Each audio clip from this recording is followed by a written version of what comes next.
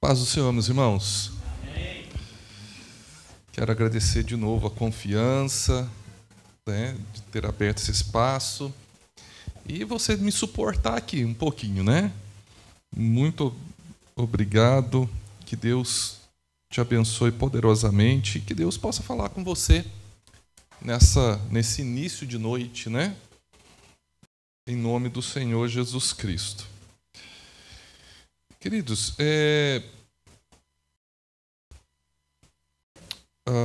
o que eu vou trazer para vocês nessa noite é tanto sobre a questão da família, é óbvio, e todos os jovens, eu acho que é muito importante vocês prestarem bastante atenção. Tem uma coisa que é muito importante na igreja, que é o que sustenta a igreja. E nós sabemos que é Jesus, né? Que é essa pedra que sustenta, que a igreja está alicerçada nela. Só que tem muitos Jesus por aí. Tem muitos Jesus que muita gente se apresentando. De Curitiba, durante um tempo, teve um aí que se apresentava como um Jesus, né? O Henrique Cristo, se vocês se lembrarem, né? Que agora mora em Brasília, se não me falha a memória.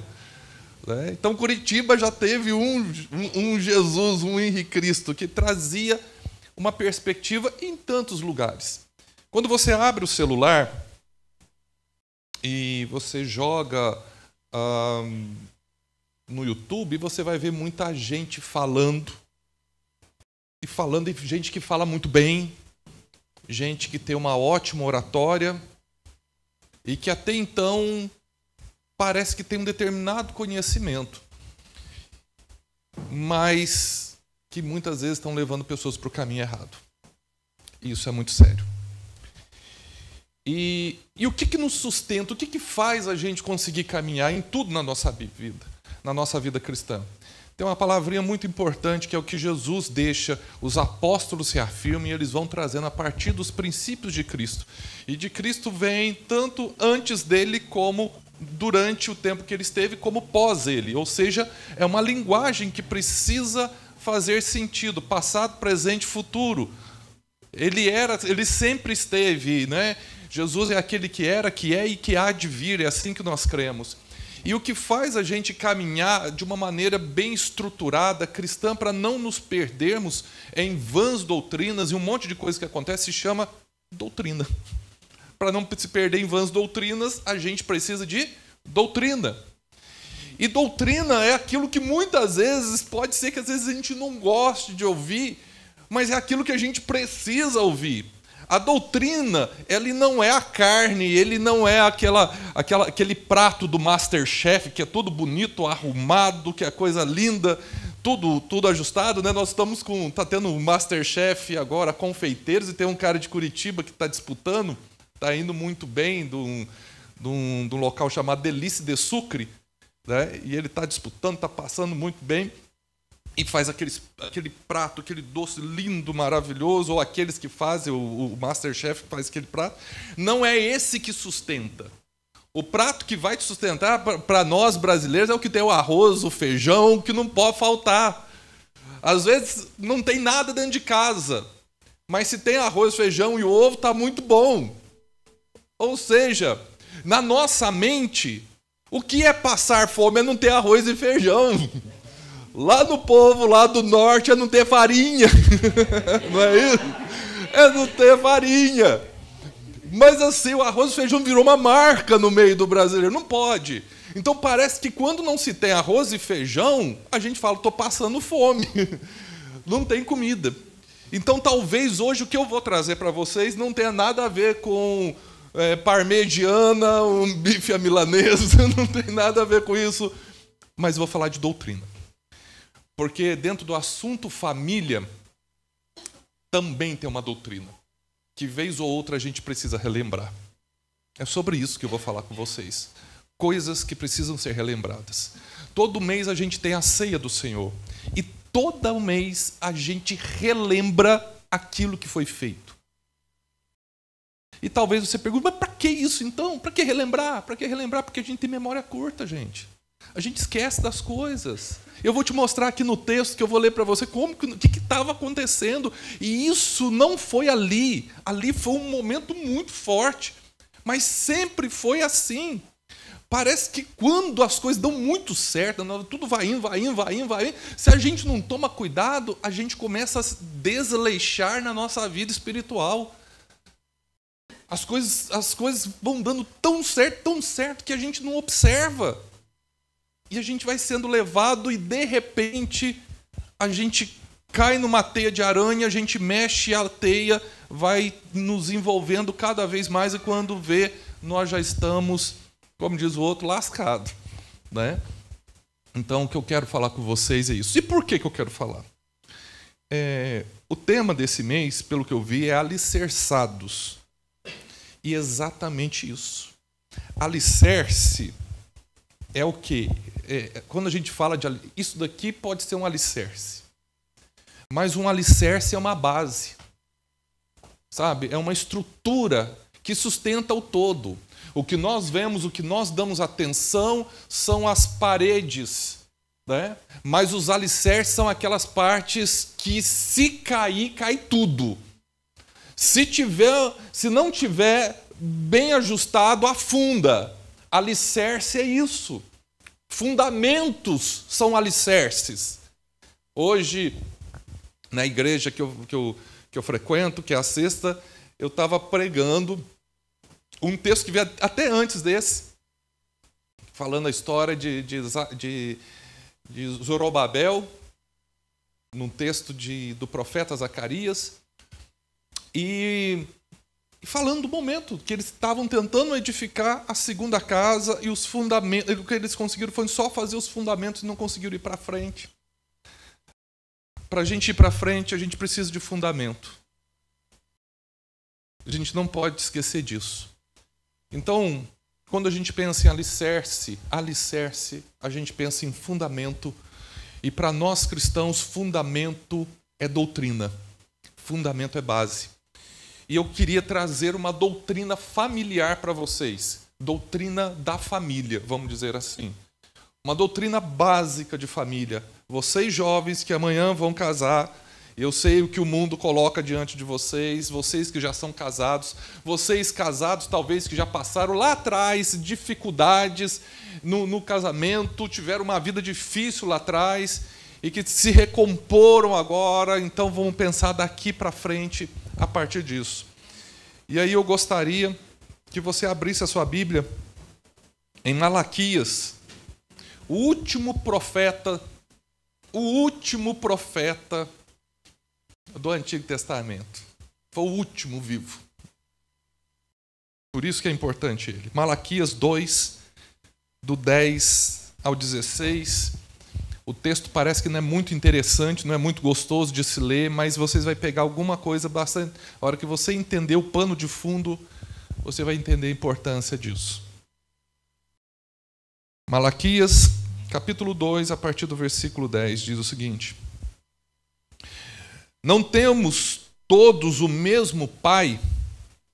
Não fomos todos criados pelo mesmo Deus? Por que será então que quebramos a aliança dos nossos antepassados, sendo infiéis uns com os outros? Judá tem sido infiel.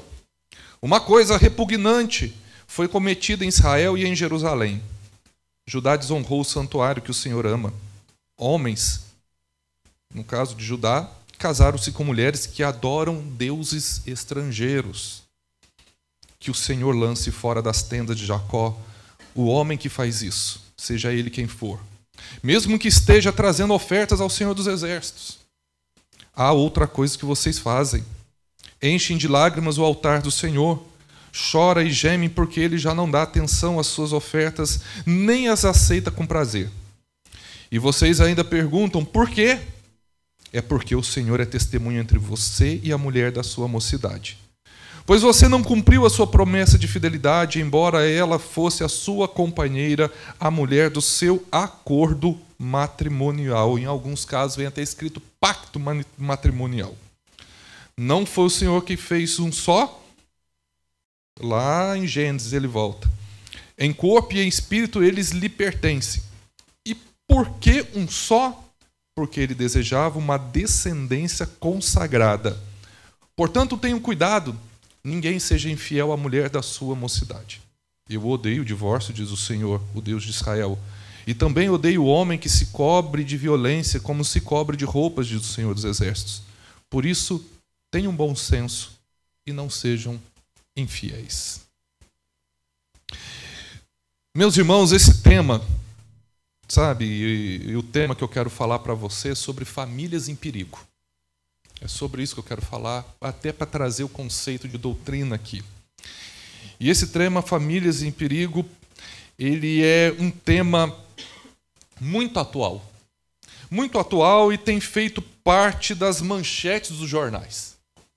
Hoje, o que nós temos de jornal, hoje, raramente é aquele de papel, né? O jornal para a gente abre, clica aqui e joga. E se você for ver, vez ou outra está nos noticiários, seja de UOL, seja qual mais? Terra, que mais que tem? Globo, seja não sei aonde. Vez ou outra tem a notícia de fulano se divorciou de ciclano, fulano separou de beltrano. Vez ou outra está vindo um assunto nesse sentido. Vez ou outra está aparentando, trazendo isso, e é óbvio, na grande 99% das vezes esses jornais estão falando sobre pessoas não cristãs, mas está falando de famílias que estão sendo destituídas, sim, estão falando de famílias que estão sendo desintegradas, sim. Famílias com crianças, famílias isso, aquilo, outro, que estão deixando de existir. Há pouco tempo ficou noticiado de uma influencer famosa com o filho de um cantor sertanejo famoso, que fizeram um monte de coisa, aparecia, fazia aquilo outro, e agora simplesmente se separaram. Então, isso tem acontecido. Isso retrata algo que muitas vezes tem tentado bater na porta da igreja. Porque essas pessoas, e a palavra influência ou influenciadores, o que está querendo? O que significa essa palavra? É alguém que faz com que o outro comece a seguir as suas características, os seus comportamentos. Quando o Ayrton se torna um influenciador, não tem a ver com quantos seguidores ele tem. É a capacidade de fazer pessoas virem atrás dele, pessoas quererem fazer alguma coisa que ele faz, pessoas baterem palmas para aquilo que ele diz. Então, isso é o movimento do influenciador. E aí vai ter influenciador de muitos e milhares, influenciador de poucos, mas esse movimento ele vai acontecendo. Todos nós, queira ou não, se você tem um Instagram, se você abre o Instagram, começa a colocar alguma coisa, você, de uma certa maneira, você vai ver que você já se torna um influenciador. Eu tenho um Instagram, tem pouquinho gente lá que me segue, mas, por exemplo, eu coloco o vídeo, tem gente que pega e joga o negócio para frente, joga para o outro, queira ou não, para esses 2, 3 gatos pingados que fazem isso. É pouca gente, é muito pouca gente, aos olhos de tantos aí, mas queira ou não, para esses 3 eu influencio eles. Eles acreditam, a tal ponto que se eu falar alguma besteira, alguma coisa, é capaz deles nem filtrarem o que eu falo e continuar jogando como se fosse verdade absoluta. Olha o tamanho da responsabilidade. E é tão interessante que a doutrina, quando nós falamos de doutrina, meus irmãos, nós estamos falando da capacidade de ter um filtro. Um filtro, sabe? Sabe quando você vai passar café, não tem aquele filtro que você coloca e que tem que uma parte desce, outra parte fica ali? É isso que é o filtro. Nós precisamos ter. Quando eu fui fazer psicologia, eu já tinha teologia já, e quando eu fui trabalhar no Oasis, isso ficou muito forte para mim, depois que eu já tinha feito psicologia, e eu vim aqui para Curitiba. Eu vou falar algo que talvez você vai me desconjurar, mas para mim foi muito importante. Tá? Então deixa eu terminar de falar aqui. Eu ganhei um curso aqui em Curitiba, um curso de uma das pessoas, e é daqui. E por acaso, a irmã dessa mulher é da Presbiteriana Renovada ainda. Eu ganhei um curso de uma das pessoas que é a maior autoridade no Brasil, chamado de constelação familiar. Não sei quantos de vocês já ouviram falar sobre esse assunto. Isso aí já foi falado sobre espiritismo e não sei o quê, um monte de coisa. Tá? E realmente, E aí eu lembro que eu estava no Oasis e o líder, né, que era do Oasis, o Bill, um americano, eu falei assim, ô Bill, eu ganhei isso daqui. O que eu faço? Ganhei o curso completo, esse curso é caro que só. O que eu faço com isso? O Bill virou e falou o seguinte, Ayrton, vai. Eu falei assim, eita Bill, vai. Eu acho que é uma grande oportunidade para você aprender a filtrar as coisas. E ele dizia o seguinte, pegue a tua teologia, tudo que você aprendeu, e leve junto. E tudo que eles falarem, deixa entrar nesse filtro chamado teologia. E aquilo que não passar por essa teologia, você descarta. E se alguma coisa por acaso passar, você fica. E eu falei, interessante. Na verdade, eu fui nem tanto pelo curso, foi para me desafiar. Então eu fiquei 1 ano vindo aqui em Curitiba, vindo e voltando. Realmente teve uma coisa que eu aprendi, que por acaso que a constelação falava, que era a família a partir de uma construção judaico-cristã. Eu falei assim, foi a única coisa que valeu. O resto só dava dor de cabeça. O resto era uma bagunça só. Era uns trem maluco, que só Jesus na causa, né? Mas o que acontece? A minha salvação ali, e aquilo foi a primeira vez que foi treinado para mim, e que o Bill me treinou para isso, foi tenha doutrina. Você tem uma teologia, ela precisa ser a sua doutrina, porque não vai ser só constelação, Ayrton. A vida inteira vão vir pessoas falando isso e aquilo outro. E se você não filtrar, não aprender, colocar a sua teologia e deixar aquilo passar para ver o que fica, o que sai e o que não fica com você, se você não aprender isso, você vai ser levado por um monte de doutrina, de pensamentos. E hoje, quando nós falamos de família, meus irmãos, o que tem de gente falando nas redes sociais, gente falando no YouTube, gente com muitos e muitos seguidores, apresentando o conceito de família, não é brincadeira. Apresentando conceitos de casamento, não é brincadeira. A coisa tomou uma proporção fora do normal. Então, quando nós, hoje, se nós formos falar de crise, talvez a maior crise que nós estamos vivendo, e eu não estou falando dentro de igreja, eu estou falando na sociedade geral, é uma crise da família. Nós estamos diante de crise da família, então quando nós pensamos em um mês que está falando de família, trazendo um monte de coisas, é porque nós ficamos aqui na igreja 1h30 no domingo, saímos, mas o que nós nos deparamos da porta para fora da igreja é um monte de gente falando, um monte de gente andando totalmente contrário a tudo aquilo que a Bíblia diz. E se você não se alicerçar nisso, você se perde no meio do caminho. E aí, queridos, é por isso que eu quero falar sobre famílias em perigo. Sabe? Ontem eu falei para vocês, falei assim, olha, guarde bem, a sua família é alvo de inveja. E eu expliquei o que era inveja para vocês, para quem estava aqui. E sabe por que invejam? Sabe por que invejam a família de crente? Sabe por quê? Porque está dando certo. Ninguém tem inveja do que está dando errado. Só se inveja aquilo que está dando certo. Ninguém vira e fala o seguinte, olha, aquele casamento, aquela família está uma desgraça tão grande que eu estou invejando eles, eu quero igual para mim. Eu quero essa desgraça na minha vida, eu quero viver desse jeito. Eu quero, essa família está quase um matando o outro, eu quero isso na minha casa. Parece que isso parece que dá ação, sabe? Parece que dá um senso de ação, minha casa não está tendo essa ação, eu preciso de alguma coisa. Ninguém faz isso. Inveja porque está dando certo, sabe? E talvez você fale assim, pastor, não, ninguém vai invejar. Desculpe, meu irmão, mas vão invejar, porque a sua família está dando certo. Não é sobre o seu dinheiro, não é sobre o dinheiro, porque todo mundo hoje, pode ser, eu vou falar para vocês, gente fala, mas todo mundo sabe que dinheiro não traz felicidade. Todo mundo sabe. Henry Ford, o homem mais rico da época dele, quando perguntaram para ele o seguinte, de quanto que você precisa para ser feliz, ele dizia mais um pouquinho. Ou seja, era algo interminável. Nunca ia terminar esse negócio. Então isso é uma realidade que nós vivemos. E esse texto que eu li para vocês, ele tem bastante importância. Eu volto a dizer, Malaquias era o último profeta do Antigo Testamento. Foi o último profeta vivo. Ele era o último. Depois de Malaquias, vai ter 400 anos de silêncio. Ele não está aqui...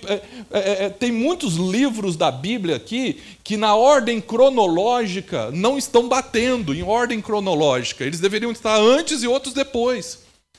Talvez Esdras e Neemias teriam que estar antes de Zacarias e Malaquias, porque eles vivenciaram isso, e Malaquias viveu principalmente no tempo de Neemias.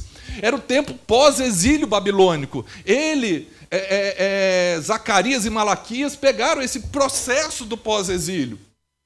Com Zacarias é o profeta que vai falar com Zorobabel, que vai falar com Josué, quer dizer, vai falar com o povo, né, no tempo de Zorobabel e Josué, sobre a construção do templo, o desânimo que o povo teve naquele momento, depois que saiu da Babilônia, eles não tinham recursos financeiros e nem recurso de gente. Foi um tempo muito difícil aquilo dali.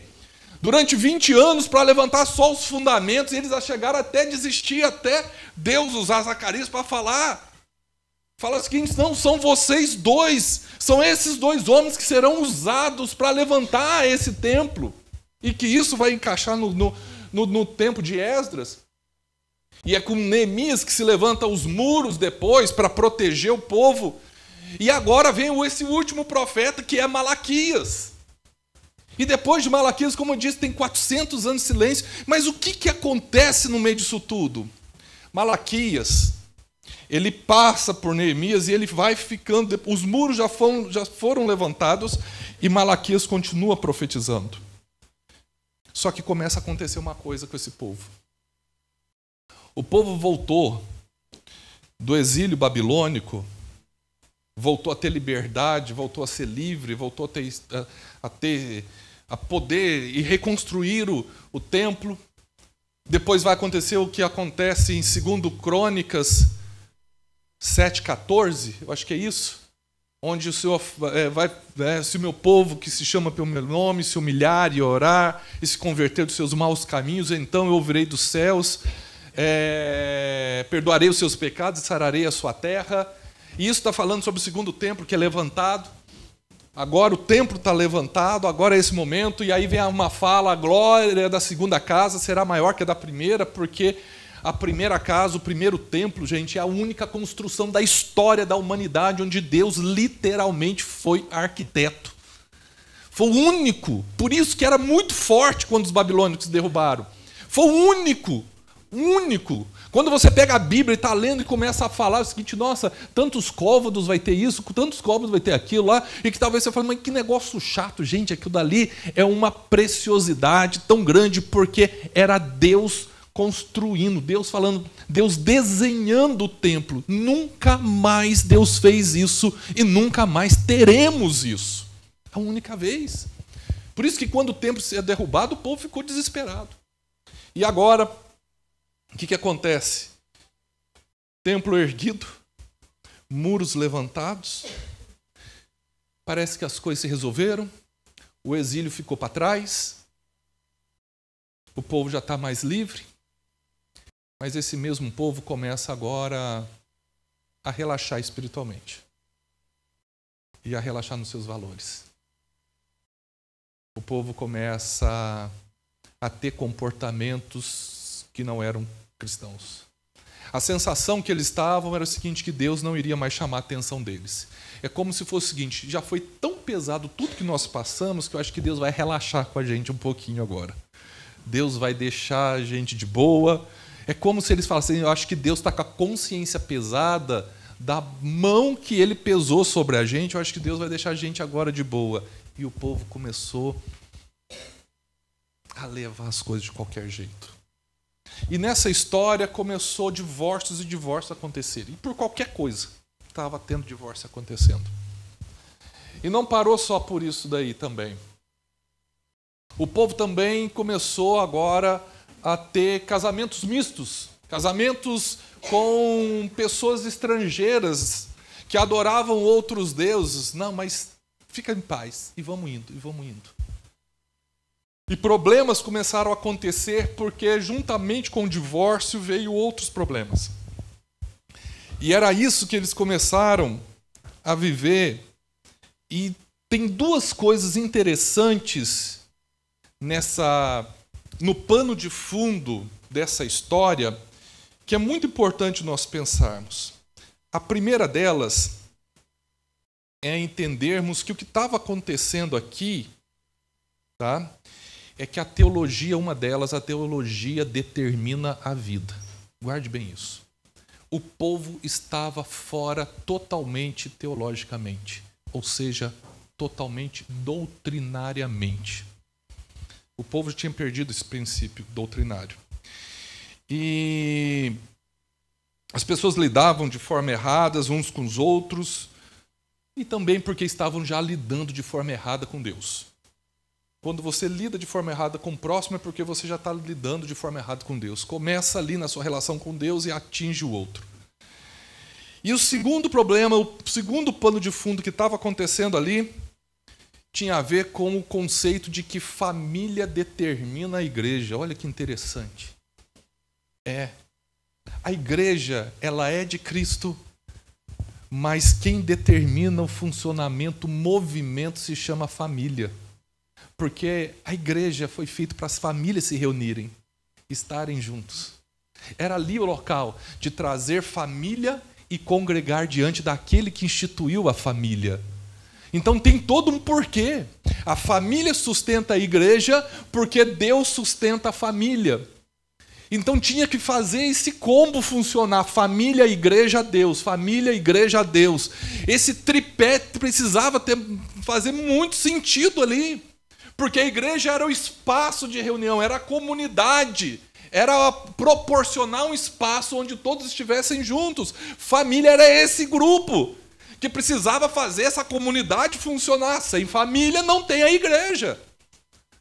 E Deus era aquele que manifestava o seu poder, trazia através da sua palavra, através daquilo que ele acreditava, trazer coisas para que a família ficasse cada vez mais estruturada. Então, era um processo simbiótico, totalmente simbiótico. E ele precisava acontecer. E o que estava acontecendo lá? A família não estava... Ela agora, a determinação que ela estava dando para a igreja era totalmente fora. Era uma realidade totalmente corrompida. A família estava corrompida e ela estava levando para dentro do templo essa corrupção. Ela estava levando agora. Ela estava levando para dentro da igreja tudo isso. E aí, como eu disse, virou moda lá. Naquela época, nós estamos falando de Malaquias, gente. Virou moda divórcio. Lá em Malaquias. Virou moda casamento estrangeiro, casamento misto. Virou moda lá em Malaquias, quanto tempo atrás. E aí, gente, que vai vir a palavra de Deus através de Malaquias, tendo que trazer um conceito doutrinário para várias áreas, inclusive para a família, no meio disso tudo. O abandono do cônjuge estava ameaçando o desmoronamento do lar. E aí mostrava que famílias desestruturadas e quebradas desembocam em igrejas fragilizadas. Cuidar da sua família, como está tendo esse mês aqui, falando de alicerçados, não é somente cuidar da família. É entender que quando eu cuido da família, eu cuido da igreja. Que quanto mais a sua família se alicerça, mais a igreja se fortalece. Quanto mais a sua família se corrompe, mais a igreja se enfraquece. A igreja, ela tem uma hierarquia, ela tem um líder, ela tem um sumo pastor, Jesus, mas ela tem um pastor na igreja. Mas ela é formada por famílias. E que uma coisa é o pastor falar, direcionar e apresentar, outra coisa envolve você querer fazer. Essa parte é muito importante. Então eu preciso ter um coração aprendiz, um coração que receba, que aprenda, que cresça, para que eu também fortaleça. É fato, gente, que essa igreja aqui, se vocês pararem para prestar atenção, ela está sendo alicerçada exatamente nisso, de famílias. Ouvindo ontem histórias de famílias que vêm lá do norte, lá do Amazonas, parar aqui em Curitiba, gente, que doido isso. Eu achei muito massa esse negócio, gente. Vai sair... Eu não sei se é aqui que é o cafundó do Judas ou é lá que é o cafundó do Judas. Né? Eu não sei qual dos dois é, porque um está numa ponta, outro está na outra ponta. Não é verdade? Tá lá, cara. Nós aqui no extremo e lá no extremo, mas... Gente... E essa construção, ela vai sendo importante. Só que eu preciso trazer essas coisas para vocês, porque precisam estar alicerçados. E o povo estava, quando o templo foi reconstruído, quando os muros foram reconstruídos, mas depois o povo relaxou, e eu não posso virar para vocês e falar, tá tudo bem, vai ser sempre assim, porque uma coisa se chama eficácia, outra coisa se chama efetividade. Ou seja, hoje, a minha vida com Deus pode estar sendo eficaz, eu estou sendo servo de Deus, trabalhando com Deus, para Deus, orando ao Senhor, sendo fiel com Deus, mas não basta ser hoje, eu preciso ser isso amanhã, e depois da manhã, e depois da manhã, e depois da manhã, e essa outra parte, que é o amanhã, e depois, se chama efetividade. Eficácia por si só não resolve, eficácia é fazer o certo, efetividade é manter o certo. E quando nós falamos de doutrina, não é simplesmente para você só fazer o certo, é para você manter o certo. Está dando para me entender aqui, gente? E o que eu espero, o que eu quero aqui, é que você entenda que você precisa manter o certo. E aí algumas coisas, olha o que Malaquias vai trazer aqui. Ele traz esse texto. Ele vai falar sobre tudo que está acontecendo, e dos casamentos. Por isso que o texto que eu li, que pode parecer ser estranho, por trás disso tinha um acontecimento que estava indo lá e que Malaquias precisava chamar a atenção. E a primeira coisa que eu quero falar com vocês, tirando desse texto aqui, que parece que Malaquias quer relembrar o povo, é o seguinte, você já sabe disso, mas deixa eu trazer de novo, que o casamento é uma aliança de amor. Não existe família sem casamento. Então tudo começa nessa base. Jovens que ainda não têm namorada e que vai casar no futuro, casamento é uma aliança de amor. Guarde bem isso. Verso 14 diz: E vocês aí então perguntam, por quê? É porque o Senhor é testemunha entre você, guarde bem isso, Deus é testemunha entre você e a mulher da sua mocidade, pois você não cumpriu a sua promessa de fidelidade, embora ela fosse a sua companheira, a mulher do seu acordo matrimonial. Malaquias 14, ele vai trazer, esse versículo 14 vai trazer 2 pontos fundamentais sobre o casamento. Primeiro, ele vai falar sobre os limites da aliança conjugal. E guarde bem isso, porque você já sabe, mas vamos lembrar de novo. E quais são esses limites? 1, o casamento é heterossexual. E por que eu estou querendo deixar muito claro que o casamento é heterossexual? Homem e mulher. Porque já está entrando nas igrejas que pode ter casamento homossexual. E a doutrina bíblica é que o casamento é heterossexual. Segundo, o casamento ele é monogâmico. É com uma só pessoa. Não é com 2, com 3, com 4, com 5. Até nos tempos bíblicos, quando alguém inventou de fazer isso, só deu dor de cabeça. Não é. Não é uma e uma amante. Não é uma e 2 amantes. Não é uma quantidade de amantes. É uma única pessoa. É isso que ele está tratando. Existem esses limites dentro do casamento, dentro dessa aliança de amor heterossexual, monogâmico. Terceiro, o casamento é uma união monossomática. O que significa isso? Que o casamento ele é bom, ele é puro, ele é deleitoso, ele é santo. Isso é princípio que está se trazendo. E o povo tinha perdido isso. O casamento é para ser santo, o casamento é para ser puro. E quando está se falando de monossomático, e eu acho que os jovens aqui já têm idade para ouvir isso aqui, né? Ele está dizendo até, inclusive, da importância do sexo dentro do casamento. E aí vale a máxima de você ouvir o que eu vou dizer o seguinte. Primeiro, sexo fora do casamento é pecado. Segundo, sexo antes do casamento é pecado. Terceiro, não ter sexo no casamento também é pecado.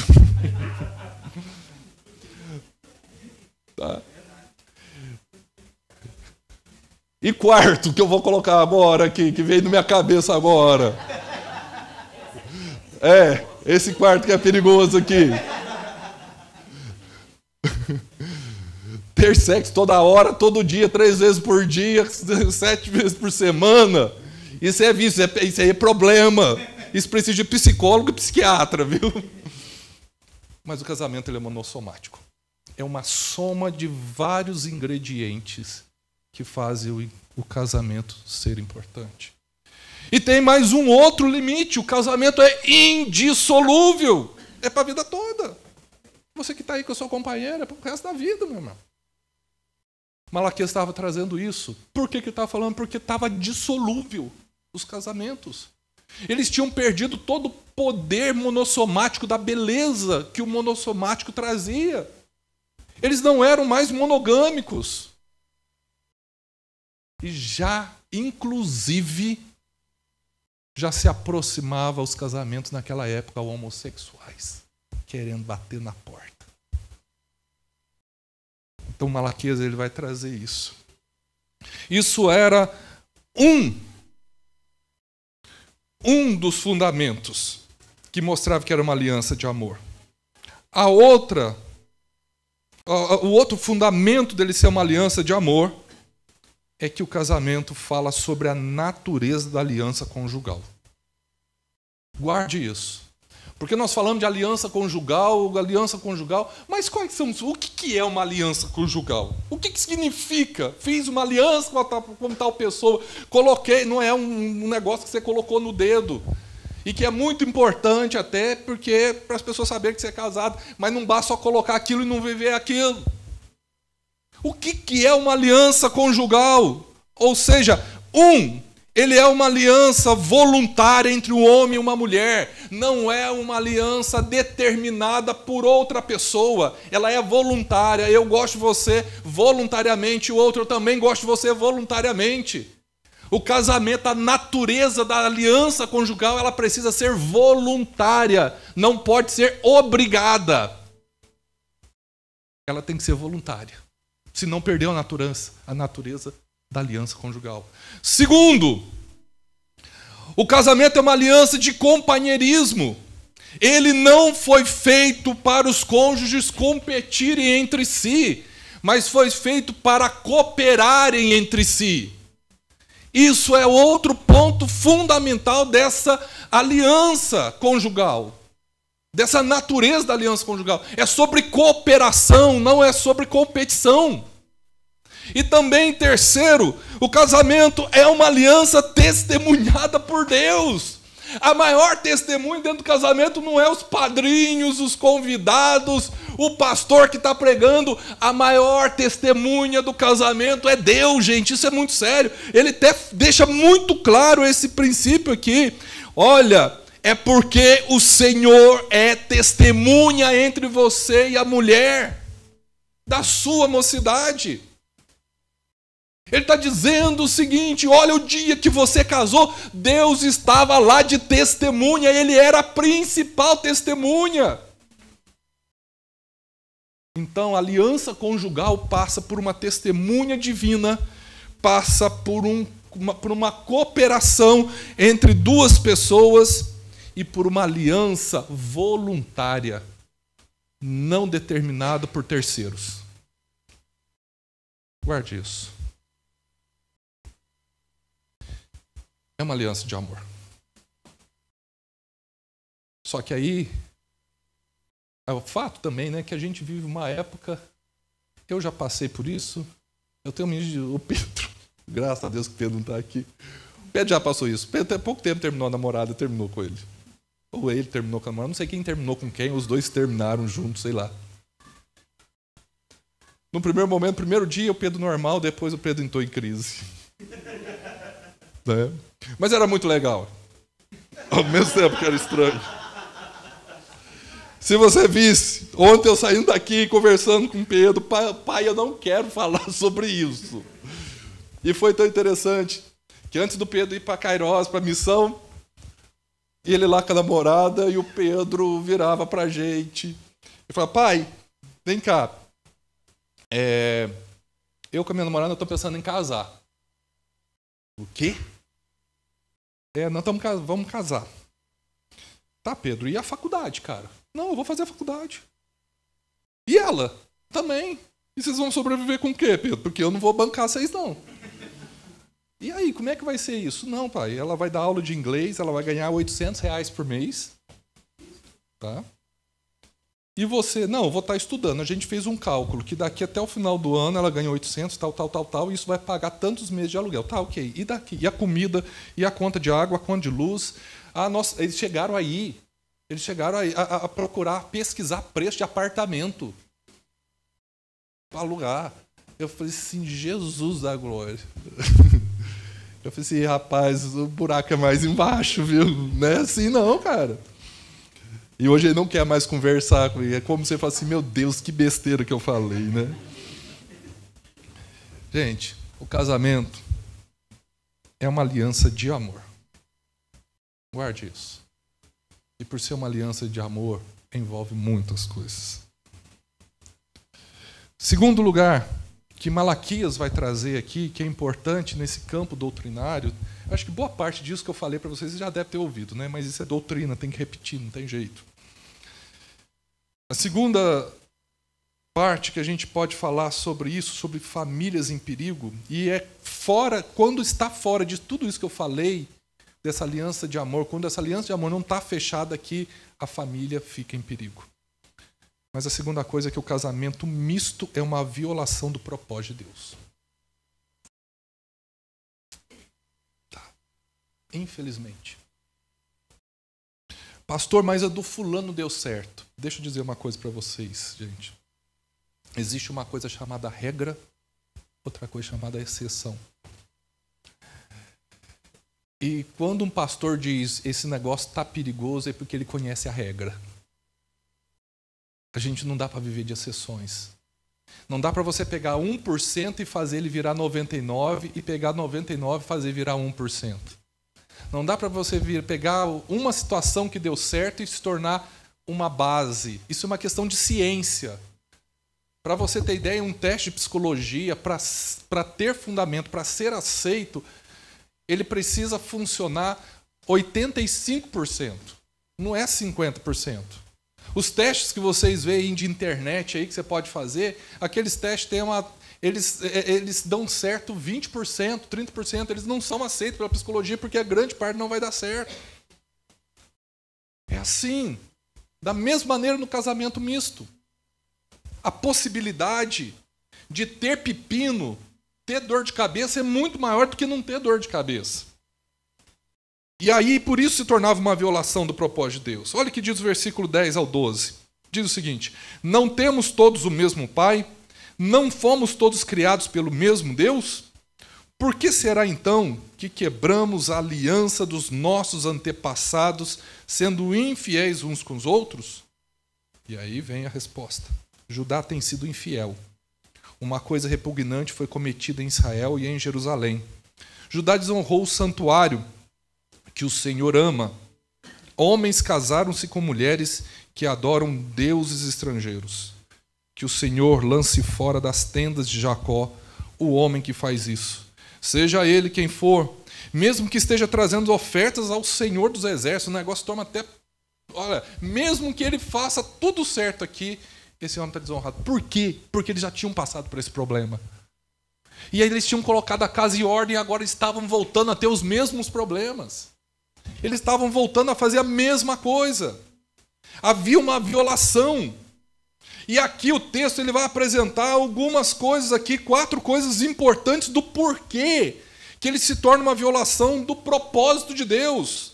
Primeira delas é que o casamento misto é uma deslealdade à paternidade de Deus. O texto começa dizendo o seguinte: não temos todos o mesmo pai, está falando ali deles. Mas por que foi procurar outros? Por que foi ali? Segundo lugar, o casamento misto é a quebra da aliança feita pelos pais. É como é no dia de hoje, quando uma criança vem aqui para o púlpito, que vai haver uma apresentação, o que está acontecendo? Quando tem uma apresentação de uma criança, o que está sendo dito? O seguinte: os pais é que têm um compromisso ali. Os pais estão compromissando de que eles vão fazer essa criança andar nos caminhos do Senhor. Não é simplesmente pegar a criança, levantar e apresentar para o Senhor e pronto, está tudo feito. Não, o negócio é muito mais profundo, o processo de apresentação de uma criança. Porque a criança nem sabe do que está acontecendo.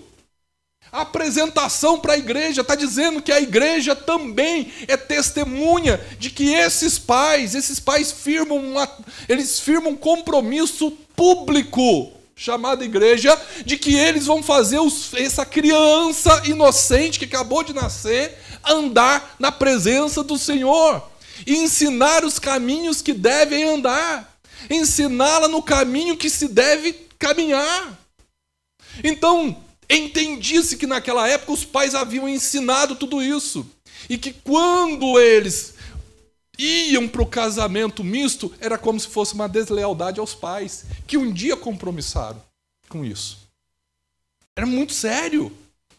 Terceiro, o casamento misto implicava em infidelidade a Deus. Era um processo de infidelidade a Deus. Porque é como se eu deixasse de crer nos princípios, como se eu testasse o que a Bíblia dissesse, como se eu colocasse à prova o que a Bíblia ensina. Não vou pela Bíblia, não. Eu vou testar o que a Bíblia diz. E isso era colocar Deus à prova, e colocar Deus à prova era um tipo de infidelidade. Quarto, casamento misto.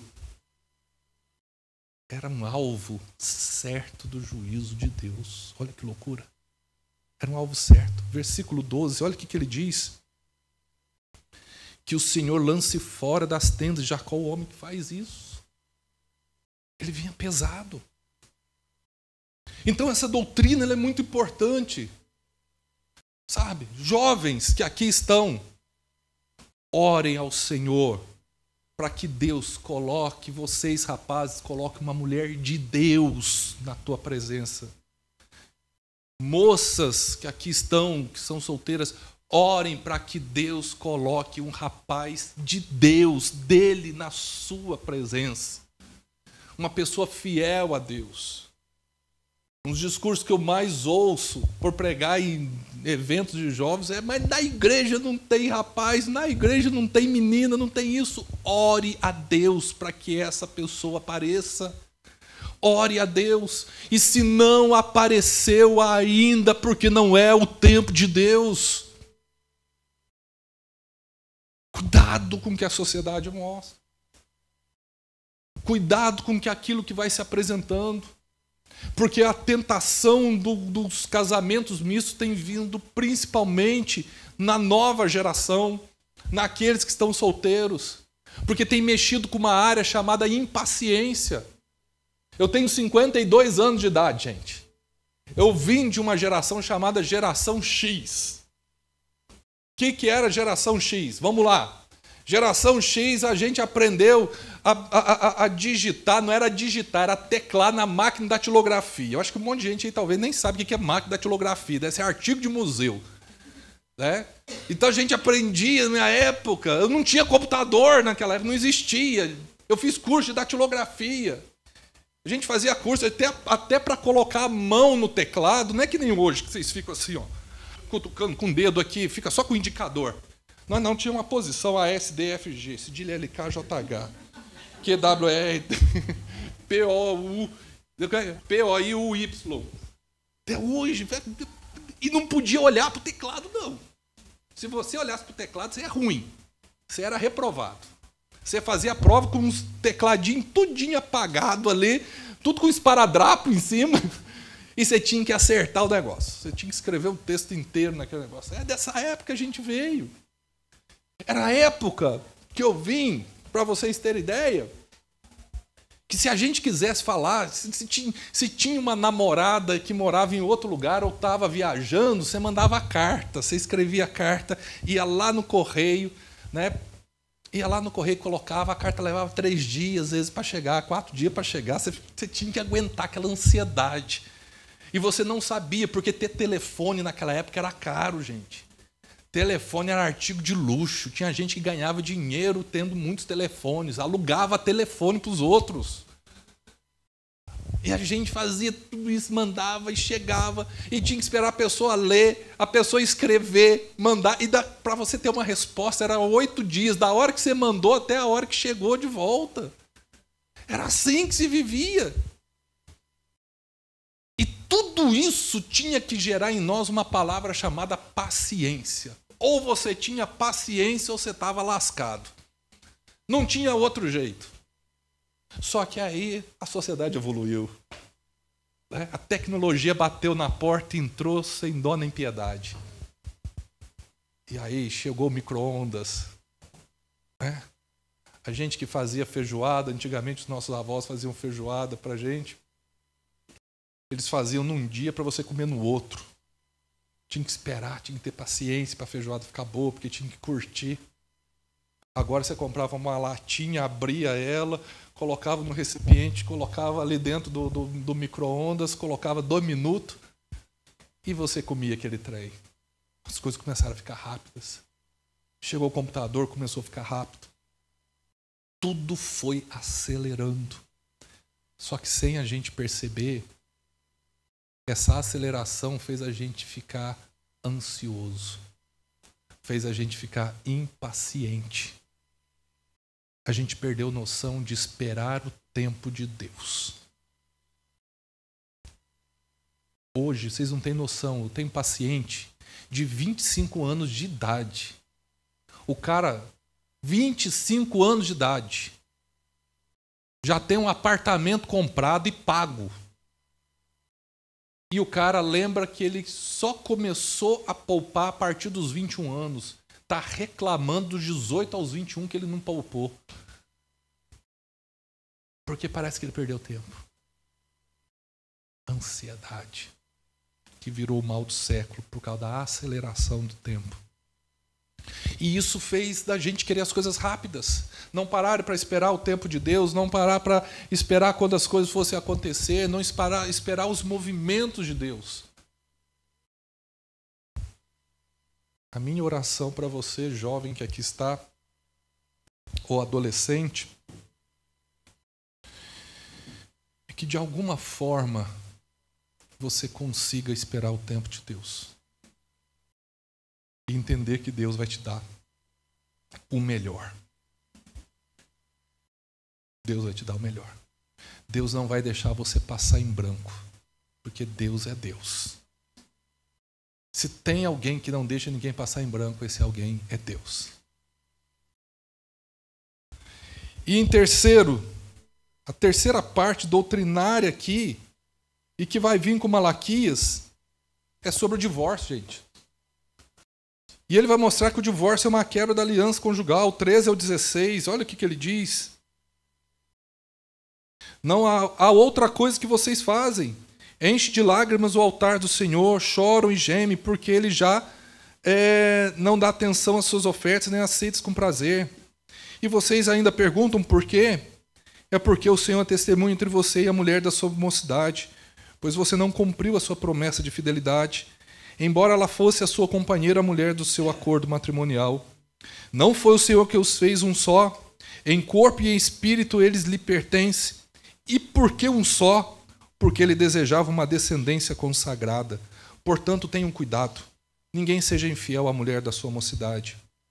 Eu, o Senhor, odeio o divórcio, o Deus de Israel. E também odeio o homem que se cobre de violência. Ele entra em outro ponto, como se cobre de roupas, diz o Senhor dos Exércitos. Por isso, tenham bom senso e não sejam infiéis. O divórcio, ele tem natureza. Ele tem uma natureza. Ele tem uma construção própria. E essa natureza é a seguinte. O divórcio, a natureza do divórcio é que ele não foi instituído por Deus. Ele veio depois, por causa da dureza do coração do homem, em alguns casos. Segundo, o divórcio, a natureza do divórcio é que o divórcio não é da vontade de Deus. Guarde isso. Terceira natureza do divórcio, que o divórcio é a quebra de uma aliança feita na presença de Deus. Lembra que eu falei que Deus é testemunha do dia do casamento? Então, quando eu caso, se Deus é testemunha, quando eu entro em divórcio, eu quebro o quê? Essa aliança onde Deus foi testemunha. Eu fiz Deus testemunha, agora eu quebro aquilo que eu fiz de Deus testemunha. Isso é a natureza do divórcio. Se alguém um dia chegou a tentar colocar na tua cabeça, ou você vê pessoas colocando, lembre-se que existe uma natureza do divórcio. Segundo, o divórcio tem uma causa, que é a falta de cuidado de um cônjuge para com o outro. Alguém não está cuidando de alguém. Alguém deixou de cuidar de outra pessoa. Aí perde-se o bom senso. Terceiro, o divórcio tem consequências. Ele provoca dor nas pessoas. Ele traz sérios problemas para os filhos. Ele provoca crise espiritual. Ele é alvo do repúdio de Deus. Então a Bíblia vai te apresentando tudo isso. Jovem, você que vai amanhã, ou no futuro, amanhã não, né? Está cedo. No futuro casar, saiba que existe uma coisa que vai tentar bater na tua porta, nos momentos de crise, chamado divórcio. Saiba que muitas vezes vai vir uma coisa como se fosse o caminho fácil para resolver o problema. É como se alguém apresentasse, tem um caminho fácil para resolver o problema de crise dentro do seu casamento. E isso que tem para resolver fácil, esse instrumento para resolver fácil o problema de crise se chama divórcio. Separe e pronto, acabou. Não é assim. Tem uma testemunha. Houve, Deus fez parte de uma testemunha. Deus é testemunha de algo muito bonito que foi colocado. Enfim, meus irmãos, isso é um princípio doutrinário. É um princípio doutrinário porque isso tudo que eu falei aqui tem a ver com você alicerçar a sua casa. Alicerçar a sua família.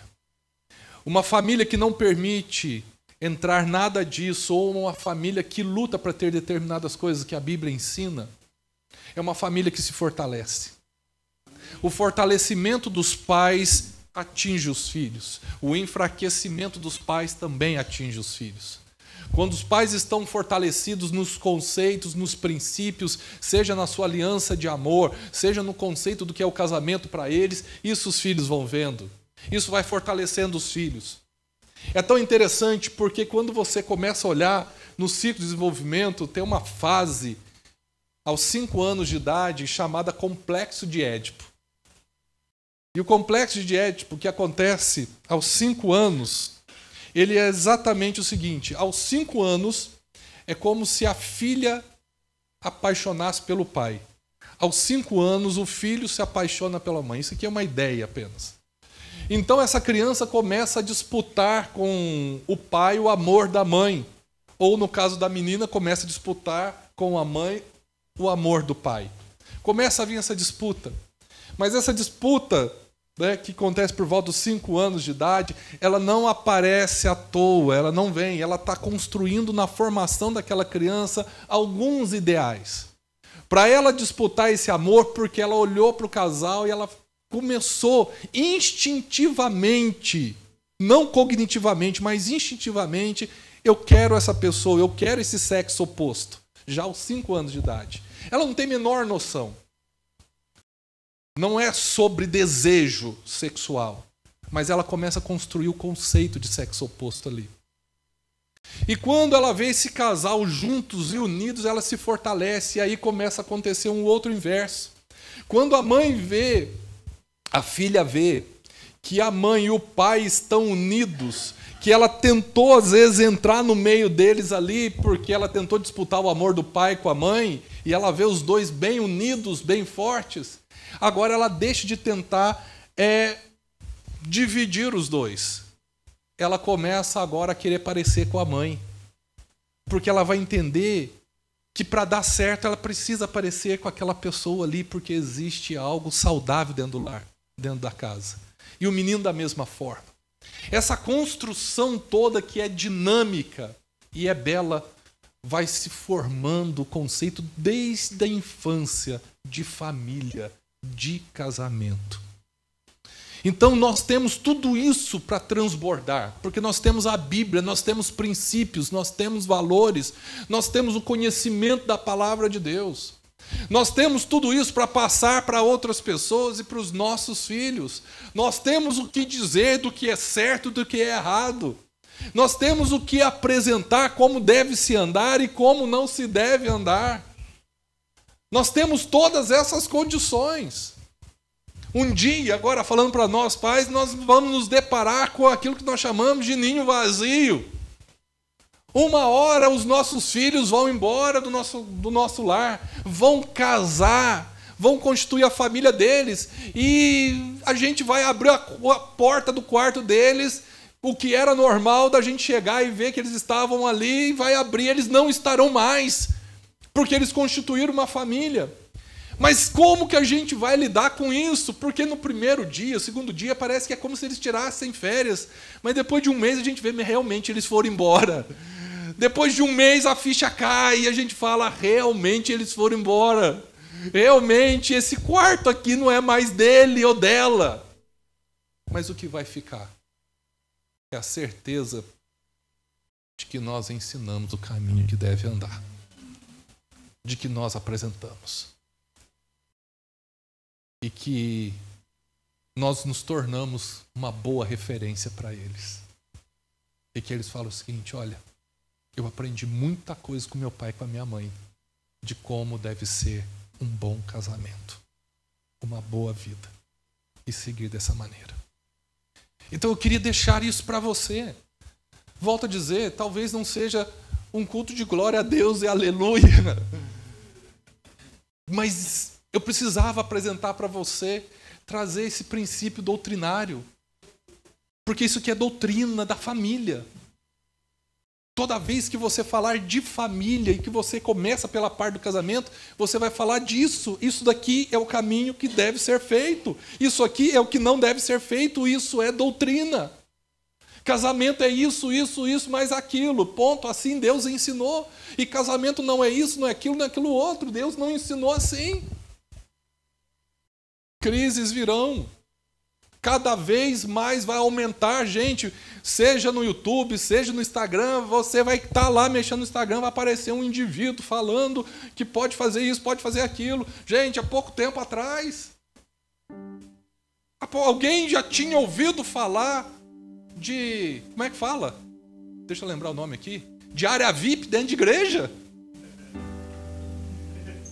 Alguém tinha ouvido falar de área VIP dentro de igreja, gente? E de repente aparece isso e começa a dizer, e tentam fundamentar isso ainda. E muita gente começou a acreditar, tem que ser isso mesmo. É desse jeito. Tudo começou por causa de um jogador de futebol chamado Neymar, que é na igreja. Ele mudou conceitos de doutrina. Ele quebrou conceitos que diz que diante de Deus não existe esse ou aquele, não existe Romanos, não existe Hebreus, não existe esse, todos são um só. Que na igreja não existe rico ou pobre, todos são um só. Que na igreja não existe cor de pele, todos são um só. Que diante de Deus, diante da casa do Senhor, não existe ele ou aquele outro, não existe de onde veio, não existe lugar, não existe se esse veio daqui ou esse veio de lá, todos são um só. E todos precisam aprender a viver juntos. Mas de repente começou a ter, gente. E de repente pessoas começaram a achar que deveria ser assim mesmo. Deveria ser assim mesmo. Então, gente, tem coisas que entram sorrateiramente. E se nós não estivermos fundamentados na palavra, na doutrina, nós somos levados por essas coisas. Começamos a achar que pode aquilo que não pode. Começamos a achar que está tudo bem aquilo que não está tudo bem. Começamos a achar que é válido aquilo que não é válido. E talvez você fale, pastor, estou passando por lutas. Meu irmão, minha irmã, Deus está aqui para cuidar do seu coração, para apresentar um caminho. Hoje pela manhã eu falava na minha igreja sobre, na igreja que eu congrego, né? Eu falava sobre cura para a insuficiência. Você já se sentiu insuficiente um dia na sua vida? Insuficiência é a capacidade de sentir que você é incapaz. E que a oportunidade passou e você não conseguiu fazer nada e o desastre está batendo na tua porta e que você não sabe o que fazer, não consegue lidar com isso. E eu quero te dizer uma coisa: talvez dentro do teu lar, dentro da tua casa, no meio da tua família, você se sinta hoje insuficiente. É como o seguinte: parece que eu não consigo fazer nada. Aí tem um texto bíblico que vai falar desse assunto exatamente, porque o caso cabia isso, que diz o seguinte: nem por força e nem por violência, mas pelo meu espírito. Você sabe o que significava isso? Essa palavra era para Zorobabel. Era para Zorobabel. Era dizer: Zorobabel, você não vai resolver essa história aí, não vai ser no peito e na raça, não brigando com todo mundo. Mas você também não vai resolver de braços cruzados, porque ele já tinha tirado o corpo fora, tinha desistido. Foi não. Faça o que você pode fazer. E aquilo que você não pode fazer, dobre o seu joelho e ore. É assim. E sabe uma coisa que eu aprendi quando eu preparei essa palavra lá para a igreja? Eu descobri que quando eu reconheço a insuficiência, eu dei o melhor passo da minha vida. Porque eu quebro. A pessoa que não aceita a sua insuficiência, ela é orgulhosa. Não, eu posso tudo. E aí eu lembro de Paulo falando, quando ele diz: quando eu sou fraco, aí é que eu sou forte, porque a sua força se aperfeiçoa na minha fraqueza. Então talvez eu tenha um monte de gente aqui com problemas de família, ou passou, ou está passando, ou vê que está para passar, mas reconheça a sua insuficiência, não tenha vergonha dela. Faça o que você pode fazer, nada além dos seus limites, dentro dos seus limites. E aquilo que você não pode fazer, apenas ore, coloque diante do Senhor e reconheça as suas limitações diante de Deus, e deixa que Ele vai fazer todas as coisas. Deixa que Deus vai entrar. E nós precisamos acreditar nisso, gente. Nós precisamos acreditar num Deus que faz milagres ainda hoje. Nós precisamos acreditar num Deus que realiza coisas extraordinárias ainda hoje. Nós precisamos acreditar num Deus que muda situações ainda hoje. Sabe? A primeira missão da igreja, meus irmãos, não é pregar o evangelho. A primeira missão da igreja não é anunciar Jesus.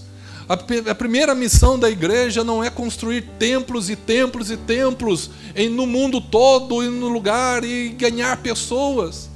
A primeira missão da igreja é morrer. Paulo disse: não sou eu quem vivo, mas é Cristo que vive em mim. Essa morte que Paulo está falando não é uma morte física, é a morte do eu dele. Eu não vivo mais, mas é Cristo que vai viver em mim. Então tudo será resolvido por Cristo. E aí você consegue compreender, gente. Aí você consegue entender Filipenses. Porque tantas vezes se fala de alegria, alegria, alegria, alegria. Porque Paulo mostra que ele aprendeu isso. Porque Cristo fazia parte da vida dele. É fato que famílias passarão por lutas. Mas você é alicerçado em Cristo. E você se alicerça em Cristo quando você reconhece a sua insuficiência. Você se alicerça em Cristo quando você reconhece que você é fraco. Quando você faz esse movimento, onde você só faz o que dá para ser feito e o resto você ora, pode ter certeza que o Senhor fará grandes milagres. grandes coisas o Senhor vai fazer acontecer na sua casa. Porque você vai povoando a sua casa de oração, da presença de Deus. Buscar-me-eis e me achareis, quando me buscardes de todo o vosso coração. Amém? Lembre-se de Abacuque.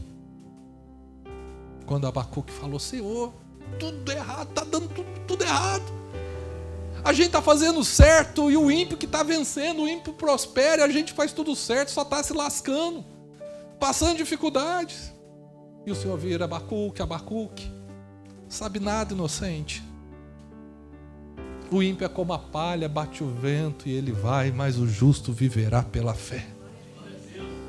E aí ele ouve essa frase, Deus ouve essa frase de Abacuque: Senhor, ainda que a figueira não floresça e a videira não dê os seus frutos, ainda que não haja gados nos currais e o fruto da oliveira minta, todavia eu me alegrarei no Deus da minha salvação. O Senhor é a minha rocha e faz os meus pés andarem como a corça. E lá na frente ele vira e diz: aviva a tua obra, Senhor, através dos tempos. Sim. Deus, quando a família está alicerçada nele, Deus traz um grande avivamento para dentro de casa. E quando o avivamento chega em casa, ele chega também na igreja. Famílias avivadas, igreja avivada. Lembre-se disso. Famílias com fogo do Senhor, cheio do fogo de Deus, cheio do fervor da presença de Deus. Elas chegam na igreja e a igreja também vai fervendo na presença de Deus. Porque aonde há avivamento, há cura, há restauração, há milagres, há pureza, há santidade. E aonde tudo isso acontece, há a presença de Deus. Amém? Eu quero que você fique em pé em nome de Jesus. Jesus da glória, eu passei do tempo.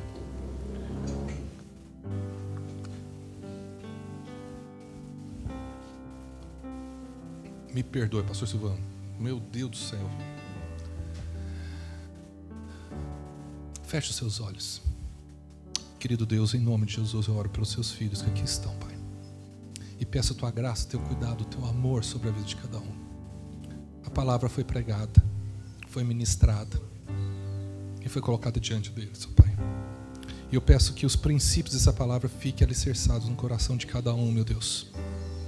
Meu Pai, que não saiam de dentro deles. Que fortaleça, meu Deus. Que não sejam esquecidos. E que o nome do Senhor seja glorificado. Abençoe cada lar, cada família. Eu peço isso, meu Deus. Em nome de Jesus. Amém.